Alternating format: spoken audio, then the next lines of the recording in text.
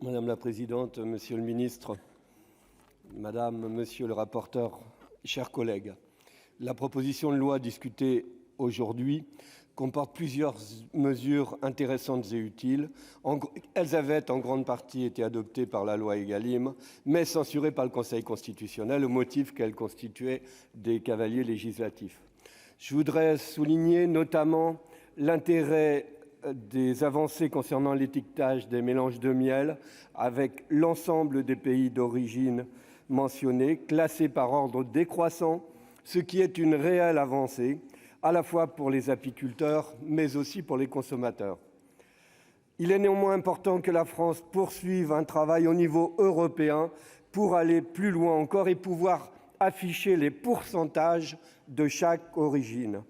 Le ministère, monsieur le ministre, s'est engagé à travailler pour plus de transparence et il semble que d'autres pays, comme l'Espagne, le Portugal et la Grèce, portent la même ambition.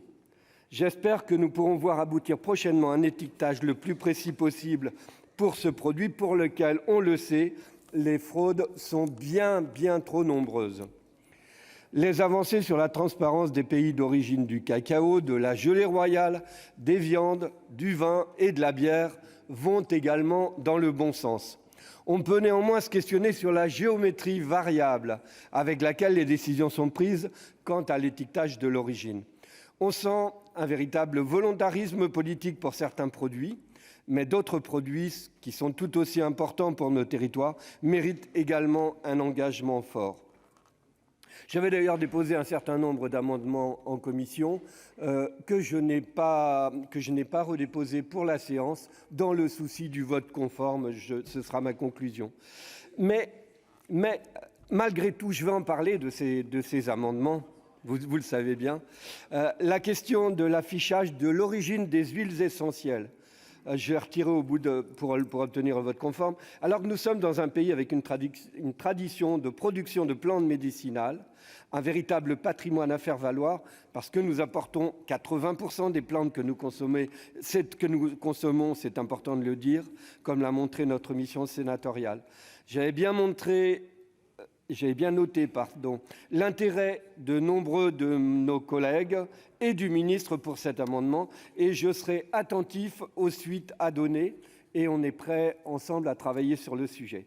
Par ailleurs, au-delà de la transparence sur l'origine, les consommateurs souhaitent aussi connaître le mode de production des aliments qu'ils achètent. C'est aussi l'intérêt des producteurs de chez nous, bien évidemment. Le plan du gouvernement pour le bien-être animal évoque un travail au niveau européen sur l'étiquetage du mode d'élevage. J'espère ici qu'il y aura un réel volontarisme pour tenir cet engagement. L'étiquetage de l'alimentation animale OGM me semble évidemment un souhait des consommateurs et un levier pour permettre aux éleveurs qui font le choix d'une alimentation locale et saine de valoriser leur travail. Aussi, même si j'ai bien compris la volonté de voter ce texte conforme, je le redis, je souhaite que nous ayons d'autres occasions de travailler à ce sujet pour faire encore progresser la transparence. Les attentes de nos concitoyens sont, je le répète, très fortes sur le sujet. Mais c'est aussi, je le répète aussi, l'intérêt de nos producteurs. Le texte apporte également des avancées intéressantes sur les semences. Je ne partage pas votre point de vue, mais ça ne vous surprendra pas, Madame la Présidente. C'est une avancée que de maintenir cette possibilité avec la facilitation de l'usage des semences paysannes pour les particuliers. Les semences paysannes sont des semences résistantes par définition. On parle du virus de la tomate. On sait d'où viennent ces problèmes viraux qui vont se généraliser si on continue comme cela. Et c'est pour cela qu'il faut aussi défendre les variétés locales et les semences paysannes. Alors, malgré tous ces points positifs que j'apprécie, j'ai 2 regrets importants concernant la proposition de loi. Ça ne vous surprendra pas. Une mesure adoptée dans le projet de loi Égalim, mais qui n'a pas été retenue, il s'agit de l'étiquetage des huîtres. Alors, vous nous l'avez dit, et j'ai été auditionné par le CNC, il travaille sur un rapport pour essayer d'avancer. À mon sens, les ostréiculteurs traditionnels, qui sont les premiers demandeurs, ne sont pas suffisamment écoutés.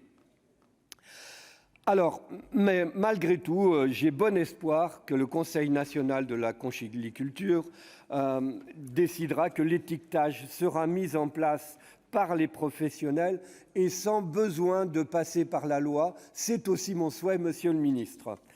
Une deuxième disposition du texte me paraît éminemment problématique, l'affaiblissement du label fromage fermier. Je l'ai répété à chaque débat que nous avons eu sur le sujet. La mesure proposée constitue pour moi une réponse aux industriels qui cherchent à récupérer cette mention valorisante. Pourtant, ce label permet aujourd'hui aux éleveurs, affinant leur fromage... Vous dépassez largement. Ah, je croyais que c'était 6 minutes. Eh bien, je vais conclure. Je vais conclure en vous disant que malgré les réserves, et on continuera sur les amendements, le groupe RDSE, moi-même compris et mon collègue Ronan Dantec, nous voterons favorablement le texte en reconnaissance de ses